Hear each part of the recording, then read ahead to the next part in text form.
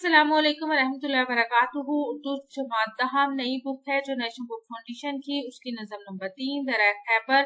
शायर है हफीज जलंधरी। शेर नंबर 6 है, ये पत्थर काफले वालों के ठुकराए हुए से है, किसी आतिशे कदम की राह में आए हुए से हैं। शायर हफीज जलंधरी ने एक तारीखी में अहमियत के हामिल मुकाम दरिया खैबर का जिक्र इस नज़म में किया है। हफीज जलंधरी दरिया खैबर की तारीखी अहमियत को बयान करते हुए कहते हैं कि ये चटियल चट्टानों के पत्थरों के ऊपर से लातदाद काफलों का गुजर हुआ करता था। तजारती गुजरगाह होने की निस्बत से यहाँ से कई काफले गुजरे।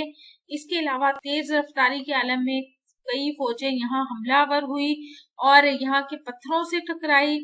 दरअसल दरिया खैबर पर कई हाकमीन और कई जंगजू और कई जो हाकिम हैं उन्होंने हमला किया। सिकंदर आजम भी यहाँ पे हमलावर हुआ लेकिन उसको भी शिकस्त हुई। यहाँ के मशहूर जो कबीला था वो फरीदी कबीला था जो कि बहुत जंगजू समझा जाता था, वो जंगों के शौकीन थे। उनको कुछ हमायत पहाड़ी सिलसिले की हिफाजत हिसार से भी हासिल हुई, यानी कुछ तो उनको इस बात से फायदा हुआ कि पहाड़ी सिलसिले इस कदर दुश्वार गुजारो तंगो तारीख थे कि बाहर से आने वालों के लिए यहाँ पर जंग लड़ना और फतह हासिल करना मुश्किल होता था।